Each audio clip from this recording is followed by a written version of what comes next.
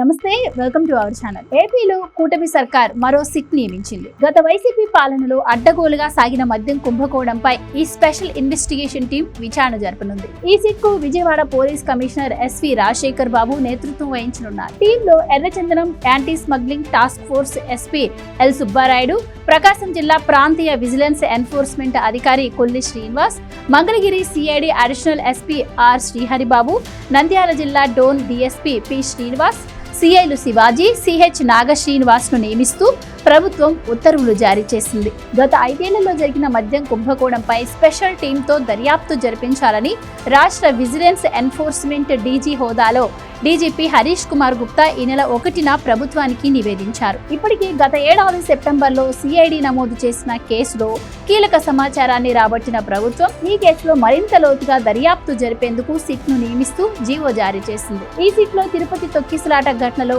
Transfer అయిన SPL సుబ్బారాయుడిని team member గా నియమించారు. ఇటీవల జగన్ సుబ్బారాయుడిపై ధ్వజమెత్తారు. తెలంగాణ నుండి డిప్యుటేషన్ పై ఎస్పీ సుబ్బారాయుడిని తిరుపతికి సీఎం చంద్రబాబు నాయుడు ప్రత్యేకంగా తీసుకువచ్చారని, తమ ప్రభుత్వం అధికారంలోకి వచ్చిన తర్వాత ఆయన సప్త సముద్రాల అవతల ఉన్న వెంటాడతామని వార్నింగ్ కూడా ఇచ్చారు. రాష్ట్రంలో ప్రతి శాఖ సిట్ కు సహాయ సహకారాలు అందించాలని స్పష్టం చేసింది. ఇక సిట్ కు పూర్తి స్థాయి అధికారాలు ఇచ్చింది ప్రభుత్వం. ప్రత్యేక పోలీస్ స్టేషన్ హోదా కూడా కల్పించింది. కేసు దర్యాప్తు వివరాలు, ఇతరత్రా వెలికి తీసిన అంశాలను సిఐడి డీజీతో పాటు డీజీపీకి 15 రోజులకు ఒకసారి నివేదిక ఇవ్వాలని ఉత్తర్వుల్లో వివరించింది. మద్యంపై నిషేధం పేరుతో అధికారంలోకి వచ్చినప్పటి జగన్ అడ్డగోలుగా లిక్కర్ ధరలు పెంచేశారు. అదేమంటే ధరలు పెంచితే ప్రజలు మద్యం తాగరు అంటూ ఓ తలతిక్క సమాధానం ఇచ్చారు. కమిషన్లు ఇచ్చిన వారికే ఆర్డర్లు ఇచ్చిన వైసీపీ పెద్దల అవినీతి బాగోతం తాజాగా వెలుగులోకి వచ్చింది. ఎక్సైజ్ కమిషనర్ ఎంకే మీనా ఇచ్చిన ప్రాథమిక నివేదిక ఆధారంగా గత సెప్టెంబర్ చివరి వారంలో కేసు నమోదు చేసిన సిఐడి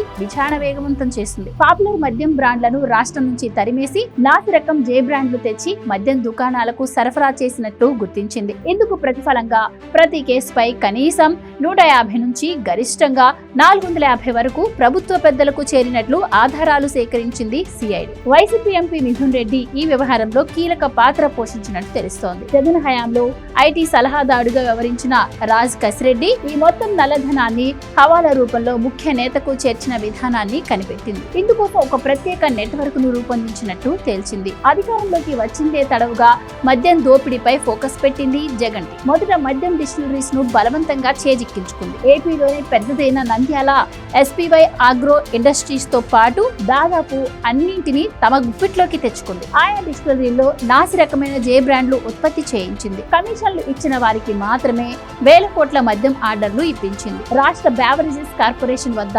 235 కంపెనీలు మద్యం సరఫరాకు నమోదై ఉండగా వాటిలో 7కి మాత్రమే 9,221 కోట్ల ఆర్డర్ను ఇప్పించారు. ఎన్ఎస్ఏ షుగర్స్ అండ్ ప్రొడక్ట్స్ ను 2,876 కోట్లు, ఎస్పీవై ఆగ్రోస్ ఇండస్ట్రీస్ కు 1,569 కోట్లు, తిలక్ నగర్ ఇండస్ట్రీస్ కు 1,472 కోట్లు, సెంటినీ బయో ప్రొడక్ట్స్ కు 1,132 కోట్లు, ఎలైట్ బ్లెండర్స్ అండ్ డిస్టిలరీస్ కు 983 కోట్లు, ఆదాన్ డిస్టిలరీస్ కు 739 కోట్లు, లీలా డిస్టిలరీస్ కు 450 కోట్ల మేర ఇచ్చిన ఆర్డర్ల వెనుక భారీ అవినీతిని గుర్తించింది సిఐడి. ఈ వ్యవహారం అంతా నడిపించేందుకు పక్కా నెట్వర్క్ ను ఏర్పాటు చేసుకున్నారు. ఇక మొత్తంగా లిక్కర్ స్కామ్ లో 3,113 కోట్ల వరకు వసూలు చేసినట్లు ఇప్పటికే గుర్తించారు. తెర వెనుక సూత్రధారి రాజ్ కసిరెడ్డి నుంచి నేరుగా ప్రమేయం ఉన్న మిథున్ రెడ్డి, విజయసాయిరెడ్డి వరకు అందరికీ నోటీసులు పంపే అవకాశాలున్నాయి. విదేశీ సిమ్లు వాడి ప్రకాష్ కాలింగ్ పేరుతో